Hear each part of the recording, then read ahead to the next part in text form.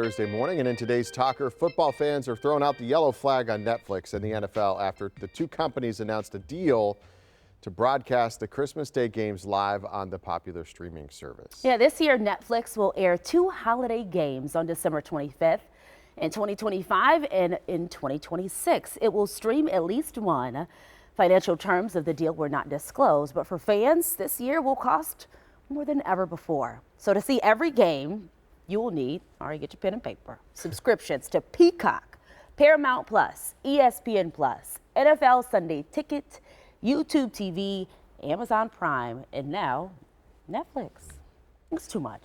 You just go to the local bar where they have the Yeah, subscriptions and whatnot. It'll probably cost you more anyway, but you know, at least you're letting somebody else pay the subscription cost. But it is getting to be a lot. I mean, I know they're trying to get in on the action, but you know, it's when you add them all up, it adds up to a lot. And so, and it's a tradition for a lot of people to on Christmas Day or New Year's Day. Also, I think aren't there football games on New Year's Day, college football games, to just watch TV after maybe spending time with family to watch those games. So. A little disappointing. Yeah, I was thankful to look at the Packers schedule though, and it's just Prime and Peacock, along with your just standard ESPN, NBC, Fox. Yeah. So we don't have too many as Packers fans. 15 now, and imagine building a race car from scratch. Every bolt, every weld crafted by your own hands. Now picture that car speeding down a track at the legendary Road America.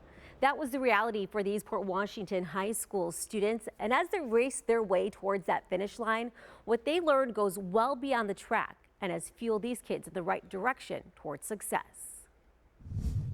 Being out here racing just makes it super rewarding for all the work that we've put in to make this car.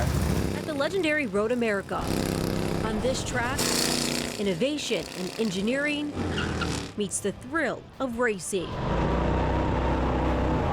At first, I got a little nervous on my first lap, but I got the hang of it.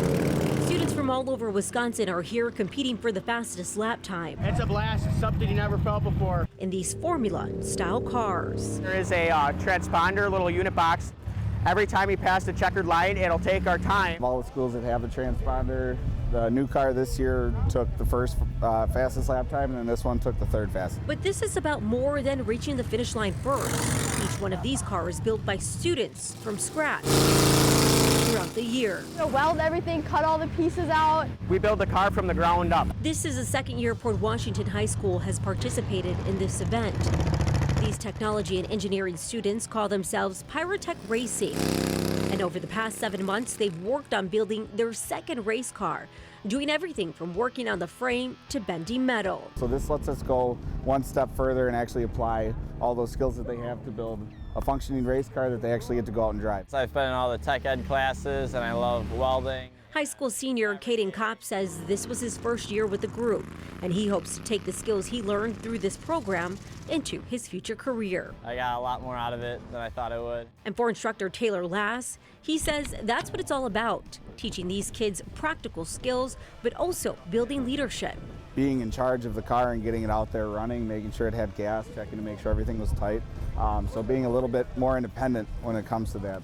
And on this track, as the students get to test out their final product, they say being behind the driver's seat is a thrilling reward. It's like an adrenaline rush. It's fun. It was one of the most fun things I've ever done. Although burning rubber might be the highlight of the year, these students racing towards the finish line are steering their way to a bright future. Very proud, very proud. It's a lot to build these cars. It's a great feeling knowing that you made it, raced it, and got to show off your product that you spent countless hours on.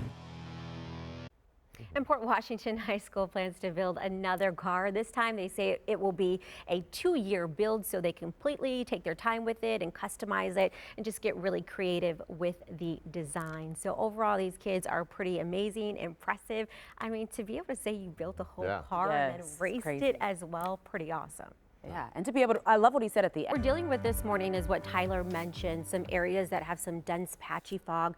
Depending on where you're traveling, some areas down to a quarter mile of visibility. So let's take a look a little bit further north. This is I-43 right in Sheboygan County. You can see how foggy it is as you are traveling north to the Port Washington or Sheboygan area. please use some extra caution. Give yourself an extra few minutes as you're traveling throughout the day. Remember to keep those headlights on as well. The rest of the roadways in Milwaukee County look good. So depending on where you're traveling, once again, is where you're going to see some dense patchy fog. In Milwaukee County, as of right now, things look nice. Here's that 894 stretch right near 19th Street, southern Milwaukee County, no problems. Across the metro area, we're not seeing a single crash out there. We're just seeing those typical delays that are building along that 894 westbound stretch. No overnight closures or construction for tonight along I-43. So if you're traveling out as of right now, 43 Mugwanago to the Hale, 15 Franklin to that 894 bypass, that's an 8-minute drive.